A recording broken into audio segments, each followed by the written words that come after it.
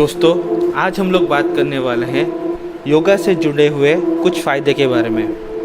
तो आपने बाबा रामदेव को तो देखे ही होंगे और उसका योगा के प्रति जो डेडिकेशन है वो भी आप देखे ही होंगे।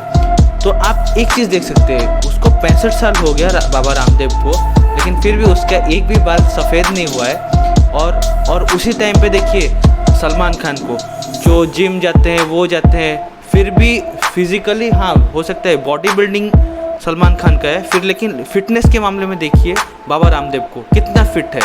उनको एक भी मतलब क्या बोले, एक भी शरीर का कोई भी जो रोग, उनको एक भी रोग नहीं है।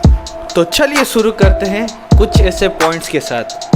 तो ऐसे नॉर्मली हम लोग का जो योगा करने से 3 तरीके का फ़ायदा मिलता है। एक है शारीरिक, एक है मानसिक और एक है स्पिरिचुअल। तो अभी चलिए हम शारीरिक से जुड़े हुए कुछ ऐसे फ़ायदों के बारे में। तो जब हम योगा करते हैं तो हम लोग का बॉडी फ्लेक्सिबल बनता है और बॉडी का जो नियंत्रण होता है, जिसको हम बैलेंस बोलते हैं, तो वो बैलेंस बहुत ही अच्छे से हम लोग मेंटेन किया जाता है। अब योगा करने से और एक फ़ायदा मिलता है कि हमारा जो कार्डियोवैस्कुलर एंड्योरेंस है, जिसको हम बोलते हैं हमारा जो हार्ट, हमारा जो उत्पिंड है, तो उत्पिंड का भी जो मजबूती के लिए योगा का बहुत बड़ा ही योगदान है।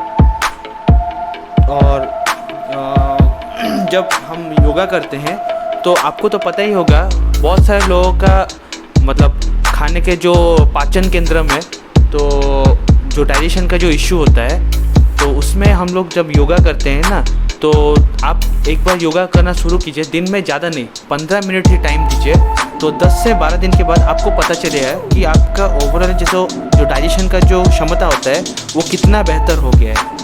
अब योगा करने से आपका एब्डोमिनल स्ट्रेंथ बढ़ता है, जो हम लोग अपना जो कोर मसल बोलते हैं, जो पेट के ऊपर होता है, तो वो आपका बहुत ही अच्छे से मजबूत होता है।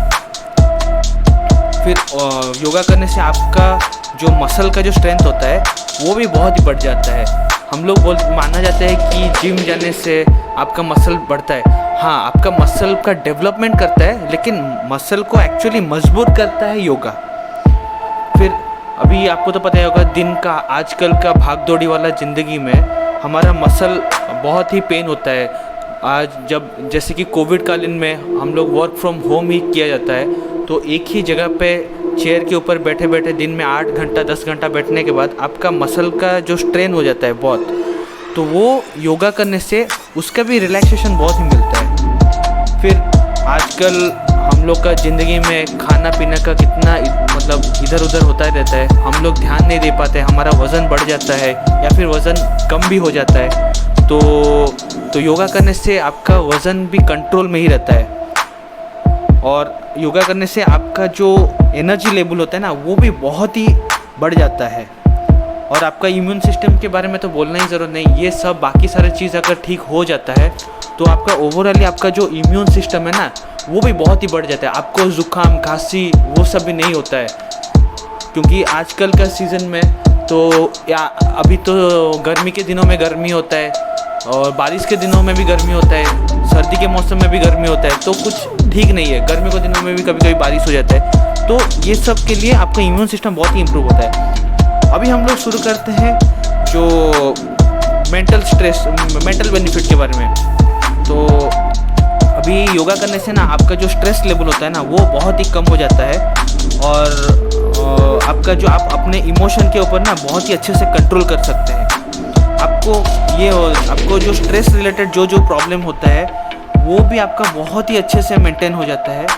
और सबसे बड़ी बात है कि आज के दिन में ना इतने स्ट्रेस के बारे में ना आप एक अच्छा डिसीजन कोई भी मैटर में आप ले नहीं पाते हैं, जो कि आपको योगा करने से आप उतना क्षमता हो जाते हैं कि आप कोई भी जगह पे ना सही डिसीजन आप ले ही सकते हैं। अभी बात करते हैं लास्ट सबसे इम्पोर्टेंट बारे में, जो कि है स्पिरिचुअल।